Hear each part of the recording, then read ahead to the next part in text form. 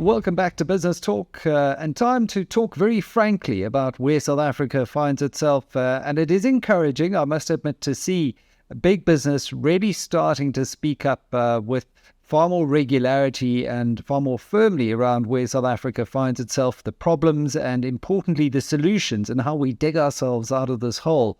But I think only the most naive among us would think that is all that needs to be done. I think it's an important first step, but until we have really frank conversations, I'm a little bit reserved about my judgment on whether or not we'll see much success out of this. Well, to talk about how business sees this, I'm joined by Busisiwe Mavuso, Chief Executive Officer of Business Leadership South Africa.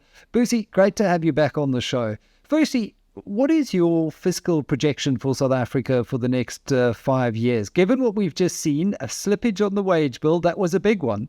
What are your projections? So, Michael, good day, and thank you very much for the invitation.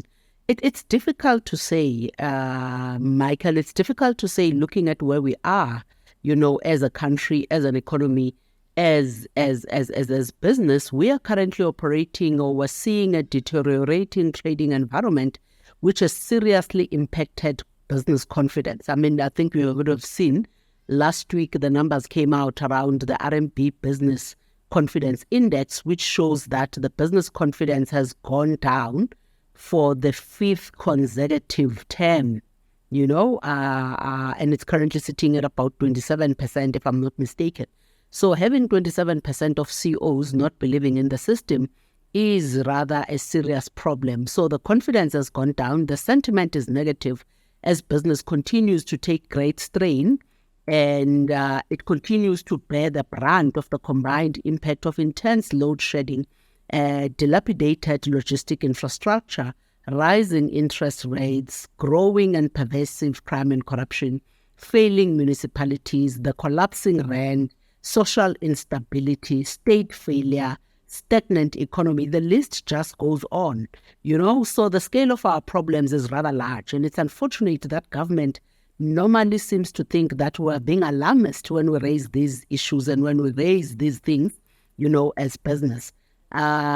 Just last week, Michael, I had a conversation with the CEO of a mining company who just returned from investor roadshows, and he talked about how striking it was that no matter where in the world they went, whether it was a resource or a generalist fund manager that they were talking to, the state of Eskom came up. And he was saying that his real concern is the action that global markets are going to take due to losing confidence and are already withdrawing capital steadily, with very minimal no foreign investment that is coming through. He said what struck him in particular during his US and Europe trips is how relatively insignificant South Africa has become and can become in the global economy. So let's agree that there is a growing real shift from South Africa to East Africa as a gateway to the African continent. And as much as CEOs are trying to sell the country very hard, it becomes difficult to do so authentically in this environment. So the overarching sentiment of the international community is that we have serious mounting weaknesses, as a country.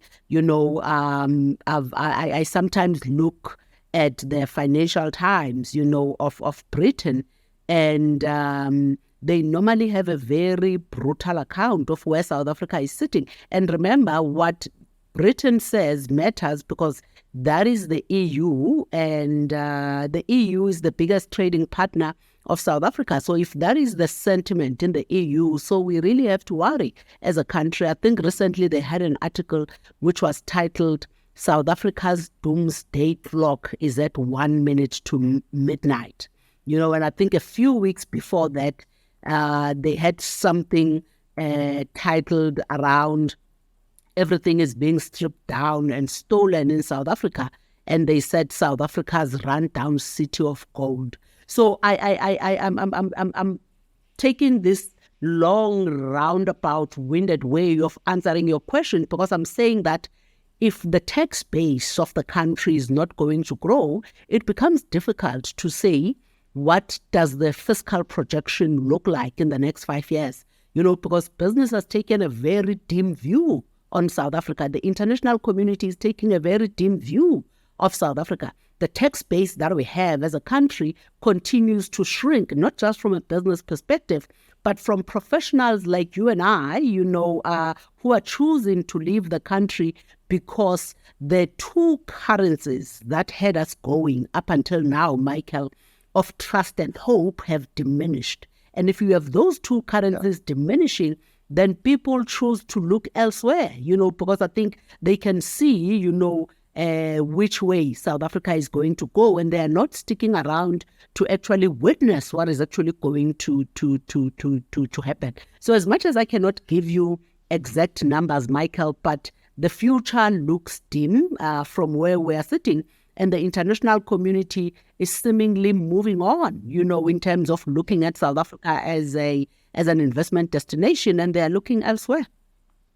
And I think that fiscal projection, as difficult as it is to make, as you've just outlined, if it doesn't improve, then the government's ability to continue paying social grants and develop, a better future for all South Africans is really brought into question. Now, your issue of trust is a good one, your point of trust.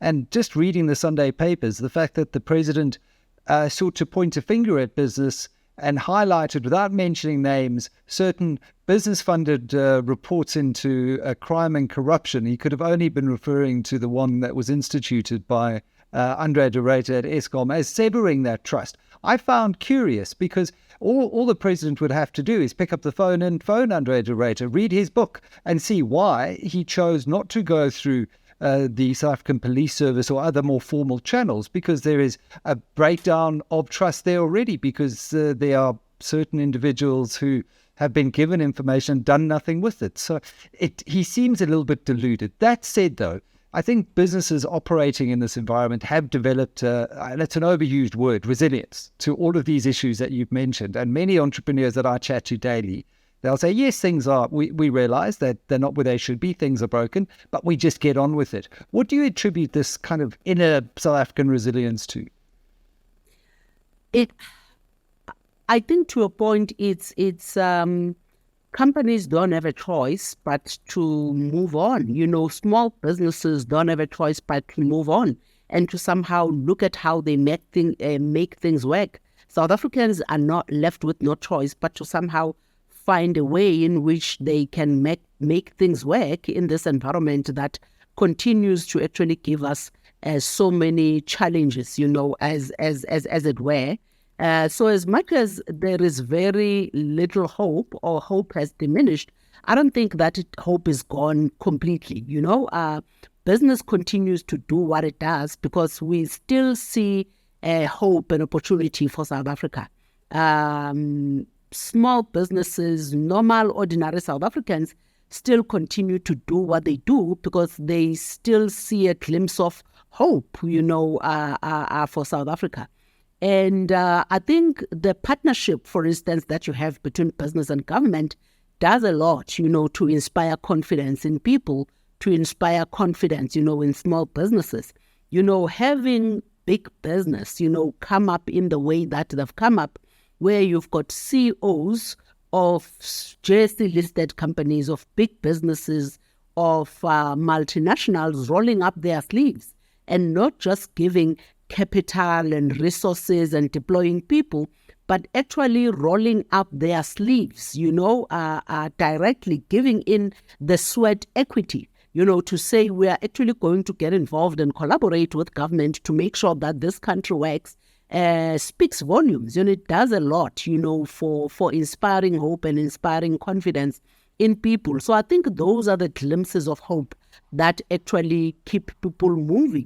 The fact that after the Lady R incident and the U.S. ambassador coming out very strongly on the Lady R issue, you saw the rand collapsing. But looking at the rand regaining its strength, I think that is some of the resilience, that we still have in our economy that continue to inspire hope and confidence in people to say not all is lost, something can be done and something can actually be salvaged, as it were. I think also I don't think that we can probably maybe discount the seeming shift of government sentiment around being somewhat willing or more willing to work with the business community.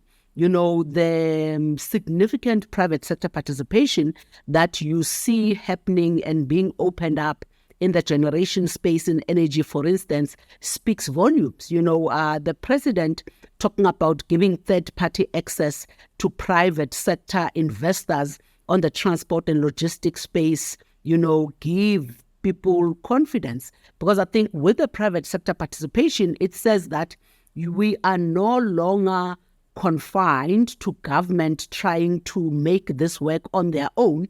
You are bringing in capability, you're bringing in resources, you are bringing in world-class systems that the private sector has to try and fix the problems that we have as a country.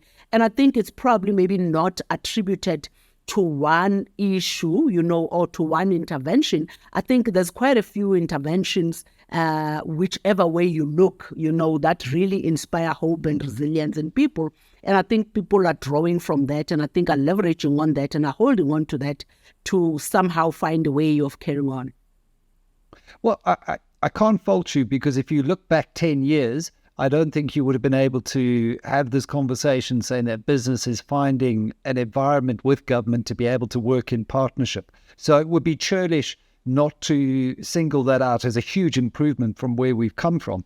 But there are so many issues. It's almost, difficult to say which are the most critical. But from your perspective, what do you see as those that are the big issues that must be fixed, that South Africa needs to prioritize if we're to build a better business environment? I have no doubt that the network industries is where you're going to have to start, or where you're going to have to focus, Michael, because if the network industries are not functioning as they should, then our business case is very weak and it's very thin, as it is actually very weak and thin at the moment. Because irrespective of which industry you operate in, you need the network industries to be operating as they are. Now, in South Africa's case, out of the 4 network industries, 3 are dysfunctional. The 4 are obviously energy, transport and logistics, water infrastructure, as well as telecoms. And the only one that is functional is telecoms, and that is because someone had the sense of privatizing telecom back in the day, and all the other 3, which are 100% state-owned, are currently dysfunctional. And these are the 3 on which we're trying to bring in significant private sector, investment. And I think the collaboration that you have at the moment between business and government under the umbrella of Business for South Africa is looking at how we can intervene on these 3 network industries, as well as crime and corruption. So I really think that is where we need to start. If you really look at what the 80-20 for South Africa looks like, what are the 20% of the things that we can do that can actually shift the dial, on 80% of the trading environment, it is definitely the network industries, because energy is a critical input, in the factor of production, and even in the provision of services. It's not just in the production of goods. So if you don't have energy, if you're gonna sit within an environment where you don't have electricity for more than 12 hours a day, it is really a problem. If you can't get your goods to market because the transport and logistics industry is dysfunctional, it's a problem.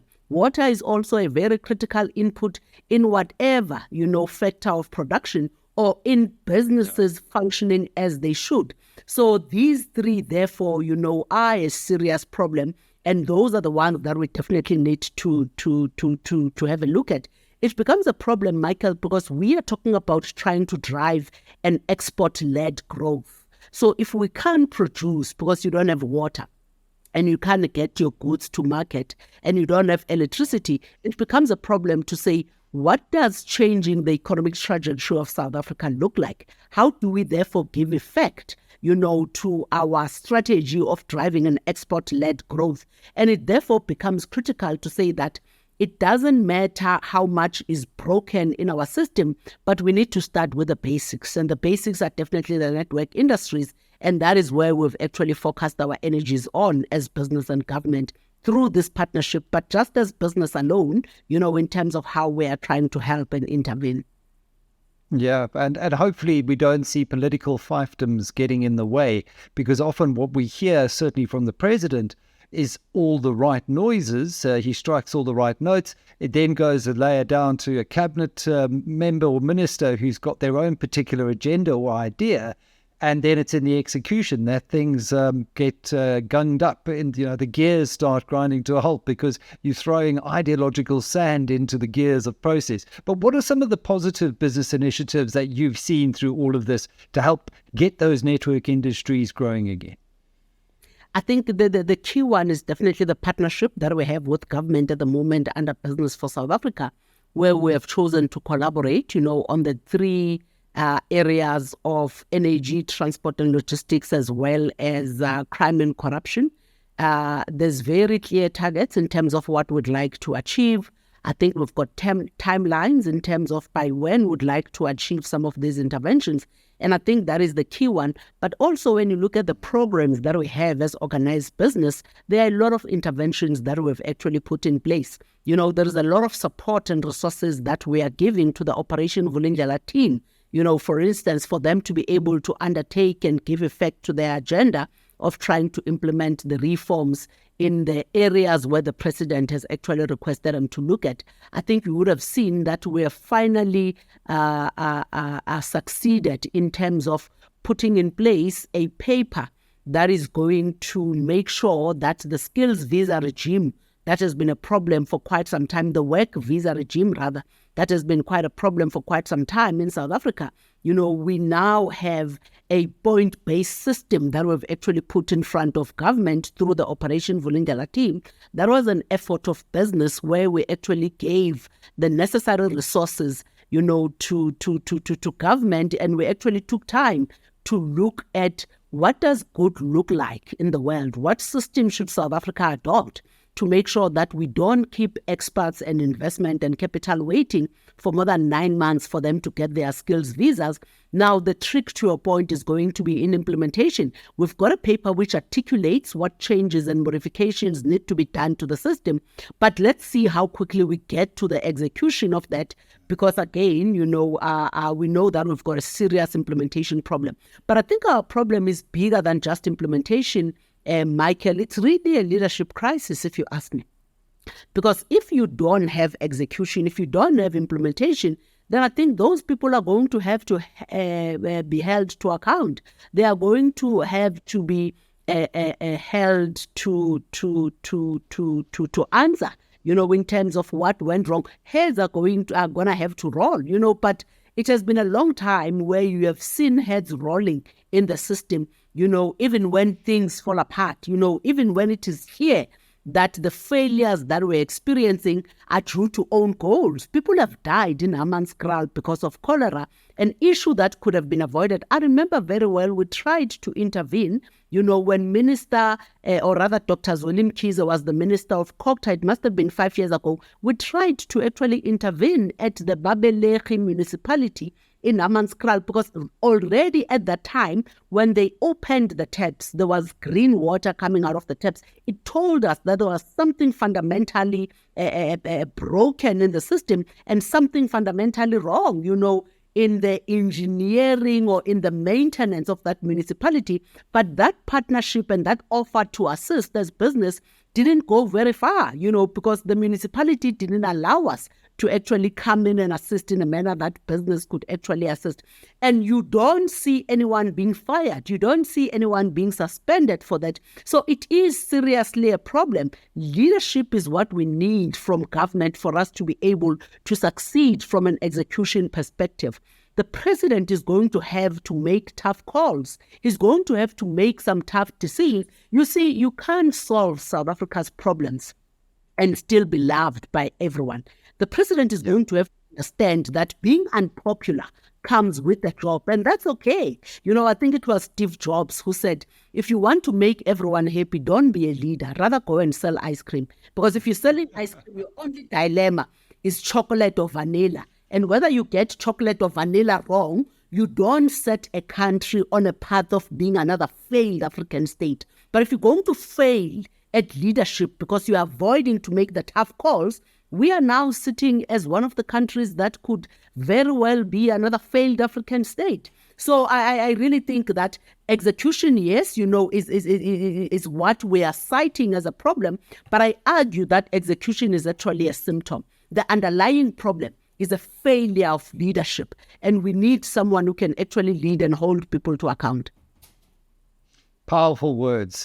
Just as a concluding thought then, Busi, as we are running out of time, what advice would you give to a business trying to grow in this current environment? We've got this famed resilience. Clearly, business is now finally rolling up its sleeves and saying we have to drive, even if it's from the back seat because of this failure of leadership. What advice would you give to a business trying to grow in this environment? It's difficult. Probably maybe my advice would be, let's stick it through. Let's put whatever interventions that we have in place, or whatever interventions we can put in place to try and survive the storm that we're currently facing. With having said everything that I've said, Michael, I still believe in South Africa. I still believe that there is a strong business case for companies to stay here. We do, and I think earlier on we spoke about the issue of resilience. There is a lot of resilience, in our environment and in our system. I mean, when you look at inflation, for instance, which is a good determiner of economic strength, we have got that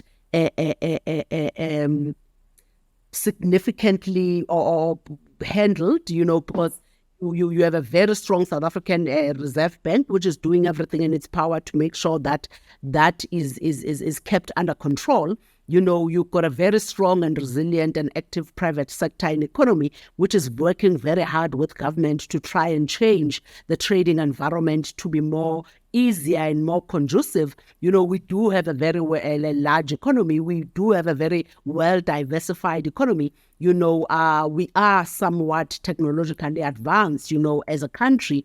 There is, better integration into the global economy. I think probably maybe one of the advices would be to look at, there is a renewed conversations that are happening from an AGOA perspective, not an AGOA perspective, a African Continental Free Trade Agreement perspective. The size of our domestic market means that we can account for a high proportion of intra-African trade. And I think once conversations, and interventions like the African Continental Free Trade Agreement are put in place, South Africa stands to be the biggest beneficiary, as it were. So I really think that let's look at what's coming around the corner. Let's look at the opportunities that are actually coming around the corner. Let's look at how we turn the current challenges, into opportunities. There is a lot that is happening in the energy space, in the transport and logistics space, where there is a lot of opportunities that are actually coming through. And because we haven't prepared ourselves for those opportunities, we are therefore bringing in your China. I'm thinking about the solar system that is being rolled out at a very large scale. And I really think that we're probably going to have to try and be more open-minded, in terms of the opportunities that we go after, and look at what the opportunities of the future and what the opportunities that are coming around the corner are, and see how we can actually leverage on those, from where we are standing. And I think we should be able to make it and somehow weather this storm that we're currently facing as a country.